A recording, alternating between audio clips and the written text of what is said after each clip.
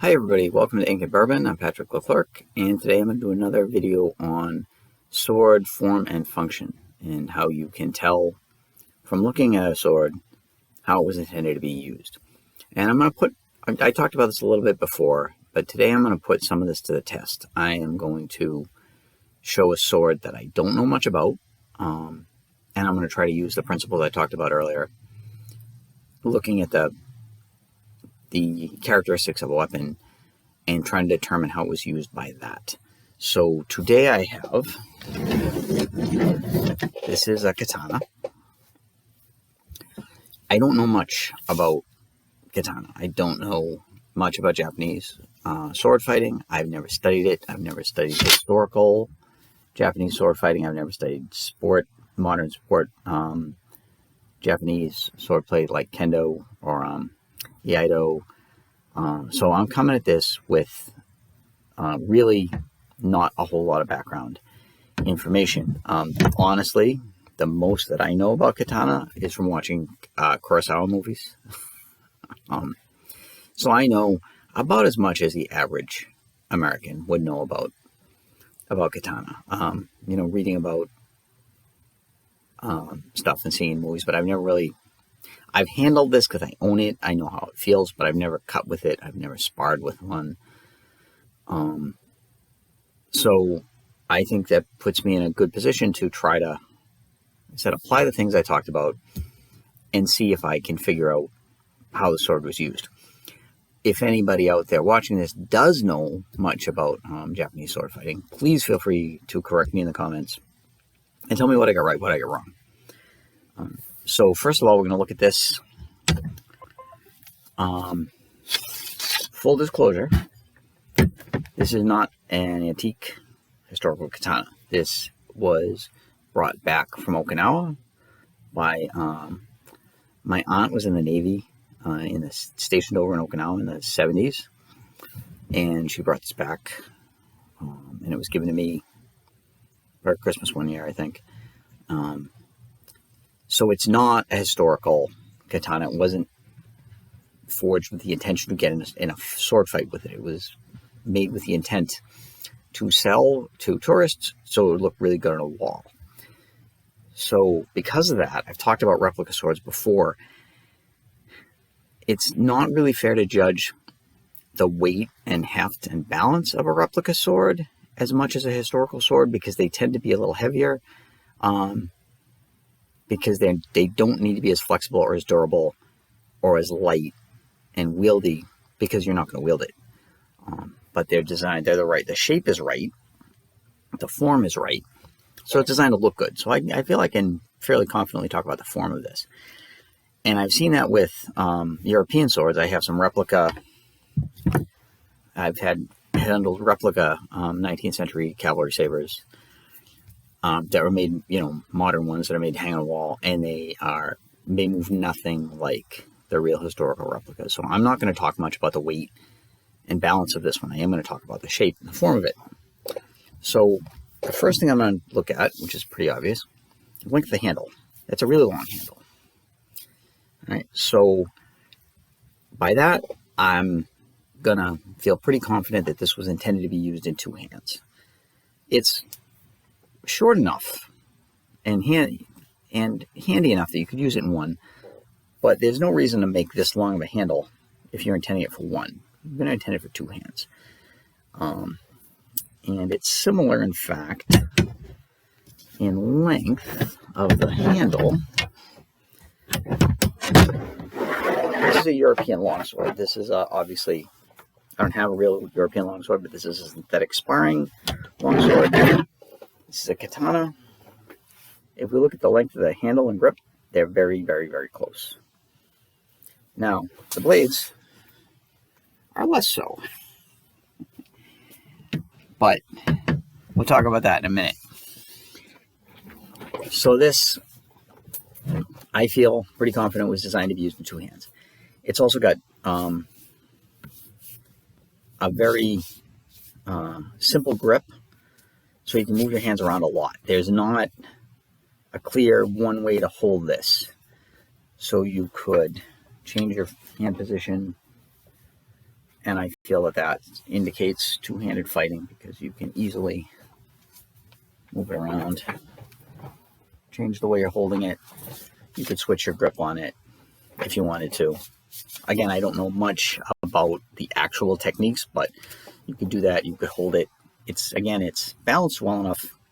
You could use it one-handed. So if you were in combat and you parried a spear or a bayonet, grab that with this hand, you could still use this. So it's light enough to be used one-handed, but it looks like it was mostly used in two, which again, it's similar to this as far as the hand grip, the hand work with a European two-handed sword. This is a lot longer, so we'll get into that in a minute. So the grip is very like a long sword. The blade is not. It's a curved, slightly curved, single-edged blade, and it has what we generally refer to as a hatchet point. So the edges are very parallel for most of the length of the blade, and then they sharply curve off into a point. That indicates that this is a cutting sword. First of all, the curve is going to help with a cut. A curve does nothing for a thrust. None of these things are absolute. You can stab with a curved sword. You can cut with a straight sword. Most swords are pretty versatile, but they're tools with an intended use, and their design features are going to reflect that use. So by putting a curve in a sword, you lose a little bit of reach, because if we straighten this out, it would be a couple inches more reach with the point. And that because of the curve, if we were to thrust with it, it doesn't line up exactly. The point doesn't line up exactly with the direction of the thrust. There's a greater chance for it to glance off. Not a lot, but some. So if this was primarily a thrusting sword, there's no reason to make it curved. The curve does add a little something to the cut. It helps. There's some argument that it helps stabilize edge alignment. I think it does. I've used other curved swords, and it feels like the edge lines up better than a straight sword. Not a lot. Make a difference, maybe a little bit. So it maybe has some advantage in that. And also because if you swing, the natural movement, when your arm moves in an arc, that curve is going to drag the blade across your target. So it's going to be more of a slice than a chop, which lets the blade hit, and then as it pulls across, it's going to slice, which is going to make a better cut. So the curve indicates cutting blade. Also the fact that it's single-edged, so it's got it's a wedge, and it's one wedge. Now it's not exactly a wedge, it's got a little bit of it's almost like a lenticular section. It's got a curved back, almost like a teardrop, but you get the one edge. If you make a two-edged sword, you've got to taper it towards the back as well. So this is tapered to one edge only, which is fairly common in curved cutting swords. For example, this is a saber. This isn't a United States 1810 foot officer saber, but it's similar. So the blades are very similar in length. They're both curved. They're both single-edged. They both have a hatchet point. So they're both intended to cut. They're not really intended to thrust. You can thrust with it, but they're primarily intended for a cut. This one has a much shorter handle. So this is clearly a one-handed sword, even though the blade length is about the same. So the fact that it's single-edged and the hatchet point also make it a worse thruster. And I'll show you some things about that. This is an 1850 U.S. foot officer sword. This would have been carried in the Civil War, and this is a cut and thrust blade. It's got an edge. It's barely curved. It's hard to see it, but it's barely curved. But it's got a primary edge. It's got a double edge on the back to about here. And that's, let's see.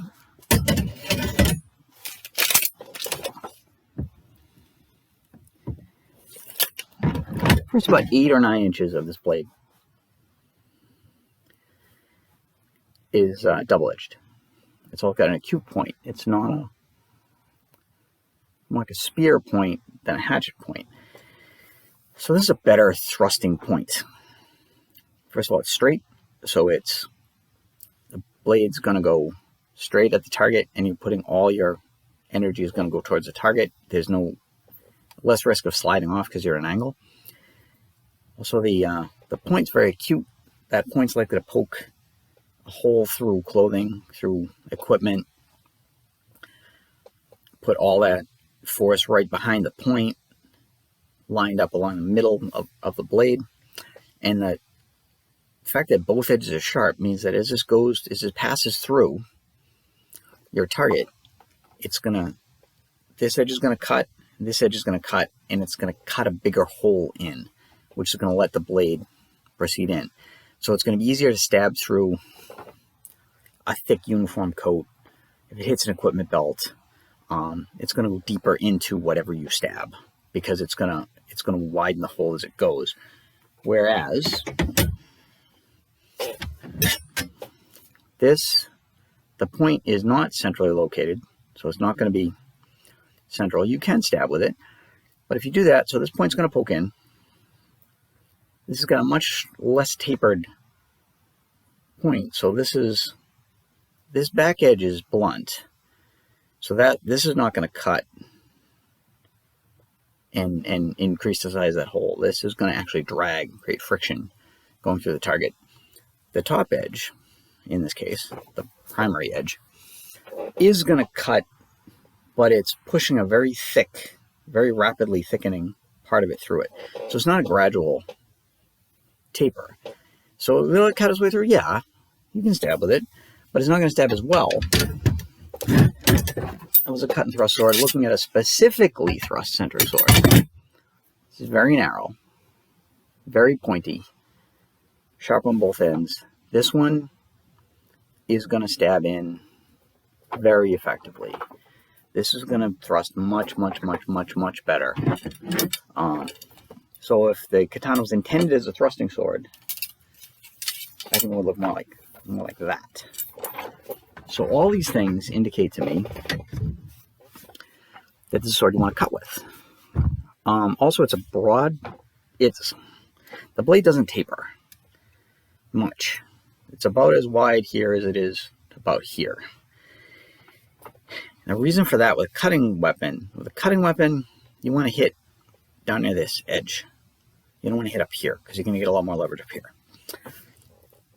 So if you taper this sharply and you take a lot of mass out of the business end, it's not going to hit as hard. The thrusting sword, this has very little mass out here. So if I were to strike you with this, it's got an edge, but there's so little weight out here that it's going to be like being hit with a car antenna. It's not going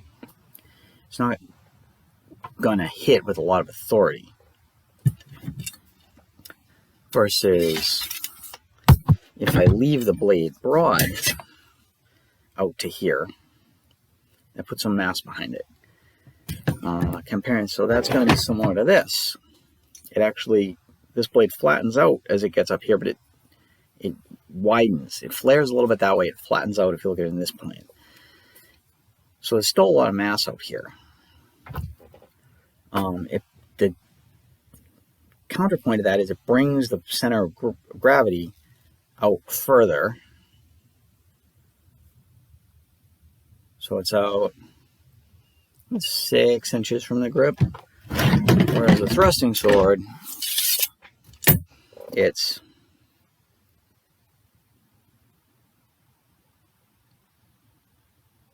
3 inches from the grip. So a thrusting sword is going to bring the balance back towards the grip, which makes it more nimble, makes the point more nimble. The cutting sword brings the weight out closer to the end, which is going to make it strike with more authority. This, I'm not going to talk, I'm going to mention that. Again, it's a replica, so I don't trust the weight and balance on this. But this particular example, it's 6-8 inches out from the hilt. This does not have a distal taper, really. So the blade is just as thick here as it is here. I don't know if that's because it's a replica. I don't know if the historical ones had a distal taper, or if Katana are just built that way. And if you know, tell me in the comments. I know for a fact that a lot of replica European swords do not have a distal taper because it's harder to do. And it makes it more lively in the hand, but if it's going to hang on a wall, you don't want to put more work into it, make it more expensive, harder to make blade that's just going to sit on a wall and you're not going to get in a fight with it. This one you can see, this was a fighting example from the Civil War. This is much thicker here than when it gets down to this end. And that brings the balance back, lets the point be more nimble. This is a compromise weapon, so it's still got some mass in them at the business end.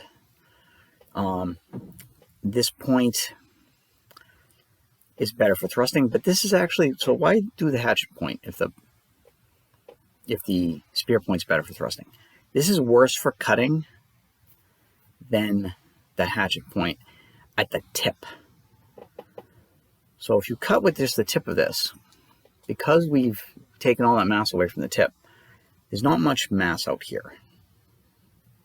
There's not much mass. If you cut back here, there's plenty of blade. Out here, if you just hit something with the very tip of it, just the tip, it's not much. Whereas this, still got some mass on the blade, still got this thick back spine.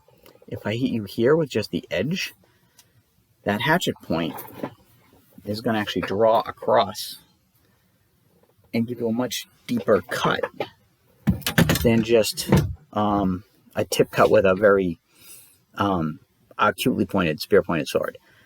So that's an advantage of the hatchet point. And again, we see that. This is a sword. These were designed half a world apart. Both of these designs were in place before there was a lot of contact between Europe and Japan. So I think they independently came up with the idea that the curved sword, hatchet point, broad blade, cut well. We see that all over because it just works. And I think that people adopt what works. So I don't think that Europeans saw a katana and then ran out and built this. And I don't think it went the other way around. I think that they both developed independently because it works. It's a good thing for a cutting sword. If I cut you when you step back, so instead of hitting you with a sweet spot, I only hit you up here, it's still going to draw that edge across you. It's still got a lot of mass out here. It's still going to cut you well. All right, so that's what the blade, I think, tells us that it's a cutting sword. It does have a point, so you can kind of thrust with it. The handle, I think, tells us that we're primarily going to use it two-handed. So what does a guard tell us? Well, it doesn't have any knuckle guard, which lets you move your hands around on it more easily and change position of grip, but it doesn't give you any protection to the hands. So a couple of things. If you look at samurai armor, armored samurai in battle would have had some protection on their hands. So that kind of makes it, you could get away without a lot of this. But this was also carried after the Warring States period, it was carried and used in duels, unarmored duels, much as a European rapier would have been in the Renaissance. So this was also used by samurai to fight duels, fight bandits, fight unarmored opponents. So even without an armored gauntlet, they didn't add any hand protection to it, which indicates that you have this round guard, a suba, and this will, if a blade hits your sword and slides down, it'll catch it. It won't cut your hand. It'll also prevent you, if you swing and you hit something and your hand won't slide forward and get cut on the blade, which some weapons without guards, that happened. Strange stuff happens in combat. Your sword gets pulled, jerked out of your hand. It'll keeps your hand from sliding onto the blade, and will catch a blade that comes down. So it's some protection. It's not as much protection as something like that, or that, or even this longsword. This was kind of the same idea. Gives you a lot of freedom of movement in your hand. You can slide your hand up and down the blade easily. You can turn it. These would catch a blade coming down, but they would also be used.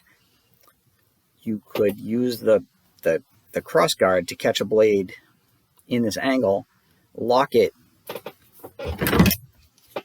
Blade comes down, I could catch it, I could lock it and control it, which you can't really do with the suba. So that tells me that this wasn't used. You're not doing rapier stuff with it. You're not catching and binding and doing, twirls and disarms and Dread Pirate Roberts kind of stuff with this. You're going to cut with it.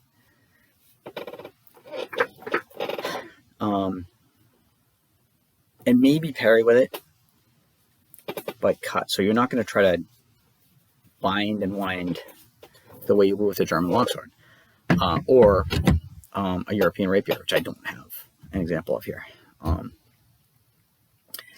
Also, the length of this indicates that you wouldn't do that kind of fighting. With this longsword, I have all kinds of length. I can stand safely back here, and I can fence with it. I can fence with the point. I can catch it. I can do all kinds of stuff. And I've got a long way that I can keep my opponent off, and I can do stuff. I can stand back. Here I have much less. It's not going to keep my enemies far away from me. So I think that they'd started, I think your position where you'd be comfortably engaged, you'd stand more out of casual thrusting range because you don't want to get stabbed in the hand. And this is not a sniping weapon. And you'd make your cut. Also, this is going to cut better if I cut and move. Again, because of the curve.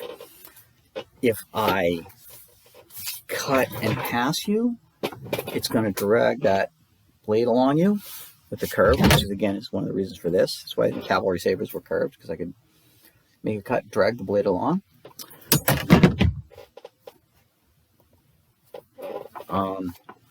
And this is going to do the same thing. Also, if you cut at me and I dodge and I fall back, it's going to cut. The fact that I have two hands on it, even though it's the size of a one-handed sword, that gives me a lot of agility and speed that I wouldn't get if I used it one-handed. I can use this a lot quicker. I can change my blade position. I can cut. So it's an agile, quick blade that's best used cutting and best used when you're in motion. So this indicates to me that it was not a, stand, lunge, or cover kind of thing, that it was a mobile cutting style of sword fighting. And because it's got no guard on it, or very little guard on it, I would also feel that the best defense of this seems to be an offense. Either cut your opponent, or if they're cutting at you, displace your body and cut into their attack. Seems a better way than trying to parry it, because if I parry it and it slides down, I haven't got a lot to catch it. And the chances that if he cuts in my head and I parry here and his cut lands here, it's going to take off some of my fingers. This is going to solve that problem.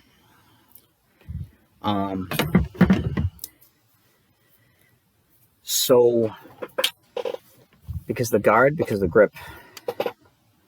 length is two-handed, guard is minimal, blade is short, blade is for slicing. All that indicates quick, highly mobile, cutting style of fighting. Able to thrust probably as one of those things that you keep in your back pocket, and if the situation calls for it, you can do it. The same thing with switching to a one-handed grip. And like I said, I definitely think that, especially in combat against, if somebody's, the spears were used very commonly in medieval combat in Japan and in Europe. You have somebody thrusts you with a spear. If you parry it, grab the shaft of that spear, this is still very handy. You can definitely cut him. You can stab him. You can do all kinds of stuff. You can ruin his day with one hand. So I think that's one of the reasons why it's a shorter weapon, so it's still useful in close. And you can take this hand off and use it for wrestling or whatever. And it'll be useful. And also the back of the blade being blunt allows you to get that kind of half swording thing. So if you were going to fight somebody in armor, it's easier to grab the back of this blade than the back of, well, this one's blunt because it's a competition. But if I grab this, which is a move, there's a chance that if it gets pulled back and forth in my hand, it could cut my hand. This, I grab it here, I'm not going to cut my hand. I can put a lot of control on it. And that way, if I'm fighting a guy in armor, I can get it into the gap. So, if I was fighting for my life in a Akira Kurosawa movie, and a dozen bandits leapt me as I walked through the village, and all I had was my trusty katana, that's how I would use it. And it seems to make sense to me with the other things that I've done. It's the least like a rapier and the most like, it's kind of somewhere between a longsword and a saber to me in the way that I think about it. And again, that lines up pretty much with the form and function. One thing that I am going to mention, but again, I don't know if it's intentional or not. This is very little. It's really shiny because it's made of stainless steel. It's probably some chromium in it. That's for looks. But it's really stiff. So it's really stiff and it's kind of thick. It has no distal taper. That may be because it's easier to make for a tourist. But if it was intentional, the stiff blade is going to be, it's going to be more stable in the cut because it's not going to flat, thin stuff wobbles. If you swing a saber and you watch it in slow motion, there's a little wobble to it as it hits things because it's very thin. If it's thick like that, it's not going to wobble. It's also, if I do thrust with it, it's not going to lose any energy flexing. It's all going to go into the target. So maybe this was intentional because it makes it thrust better, it makes it cut better. It'd make it less flexible, less durable probably.